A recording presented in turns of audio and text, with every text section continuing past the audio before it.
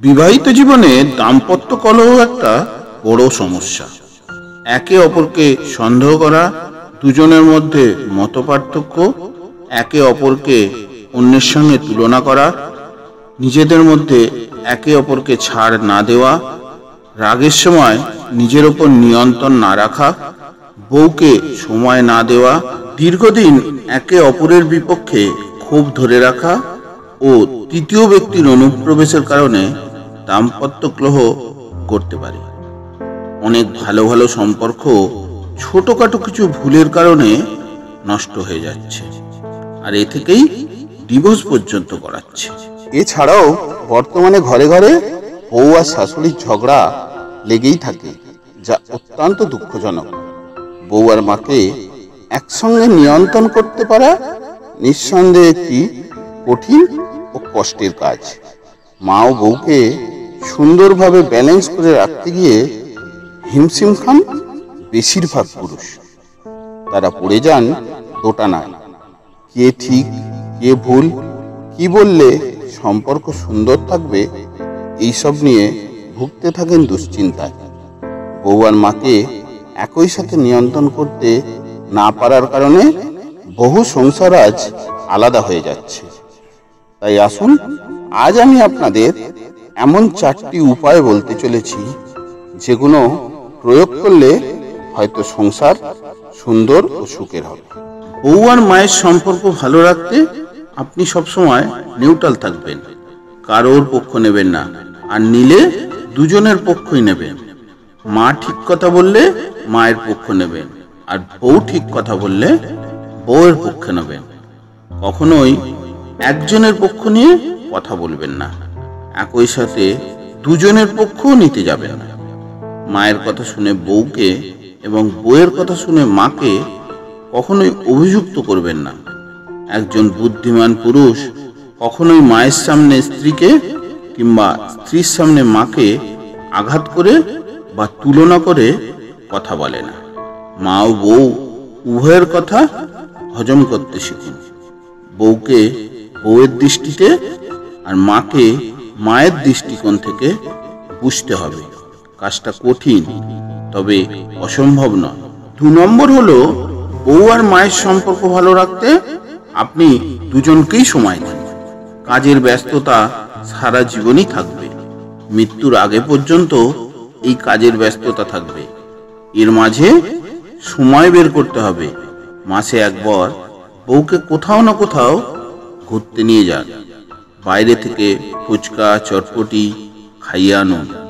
খেতে খেতে বউয়ের সাথে হাসি মুখে গল্প করুন।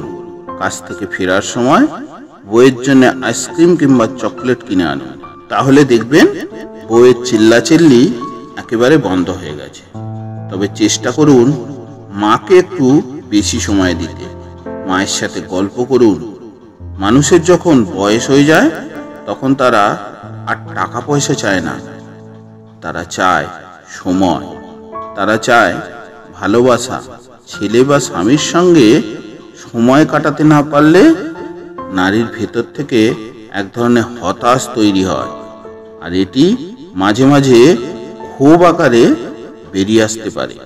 3 নম্বর পয়েন্টটি হলো, কখনোই রাগ করবেন না। রাগের সময় আমাদের মাথা গরম থাকে। কখনোই বউয়ের গায়ে হাত তুলবেন না। আবারও বলছি, কখনো বউয়ের গায়ে হাত তুলবেন না। বেশি রাগ উঠলে তাকে ধমক দিন। তার সাথে কথা বলার সময় সাবধানী হন। এমন কোনো কথা বলবেন না যে কথার আঘাত তার গায়ে লাগে, তার হৃদয়ে লাগে। বিশেষ করে খোঁটা দিয়ে কখনো কথা বলবেন না। দাম্পত্য কলহ বেশিরভাগ ক্ষেত্রে একতরফাই শুরু হয়ে থাকে।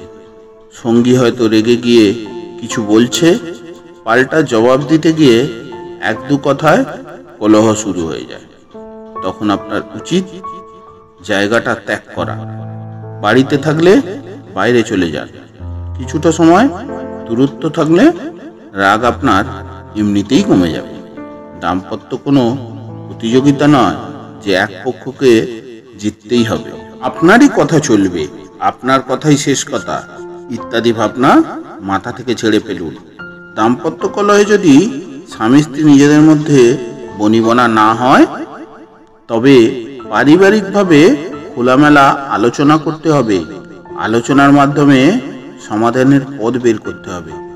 নিজেরা না পারলে ঘনিষ্ঠ কোনো আত্মীয়র কাছে যেতে হবে, যে আপনার ভালো চায়, যে আপনাকে এ ব্যাপারে সহযোগিতা করতে পারে। আর 4 নম্বর ও শেষ উপায় হলো, বউয়ের কাছ থেকে প্রত্যাশা কমিয়ে ফেলুন। সেও একজন মানুষ, সেও ক্লান্ত হতে পারে, তারও ভুল হতে পারে।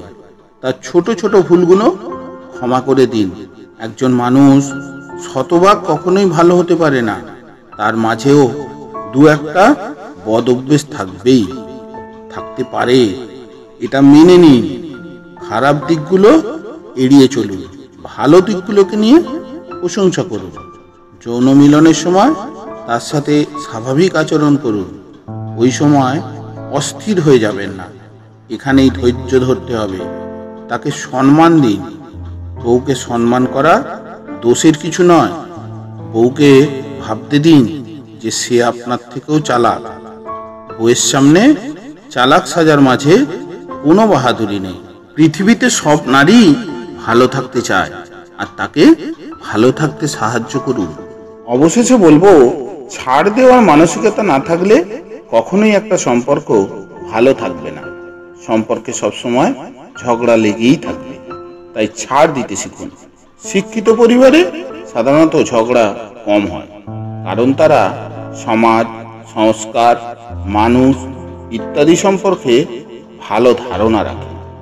আরও একটি কথা, আপনার স্ত্রী কি আপনাকে মন থেকে সরিয়ে দিয়েছে? যদি আপনার সাথে সে ঘন ঘন রাগ, অভিমান, ঝগড়া না করে, তাহলে আপনি তার মন থেকে উঠে গেছেন। আর একটা নারীর মন থেকে উঠে গেলে আর মনে জায়গা করে নেওয়া খুব কঠিন ও কষ্টের। আপনার স্ত্রী যদি আপনার ছোট ছোট কারণে রাগ, অভিমান করে, তাহলে বুঝবেন সে সত্যিই আপনাকে ভালোবাসে। আজ এই পর্যন্তই বন্ধুরা, আবার দেখা হবে পরবর্তী ভিডিওতে। যদি ভিডিওর কথাগুলি আপনাদের কাজে লেগে থাকে, তাহলে একটি লাইক দিয়ে দেবেন।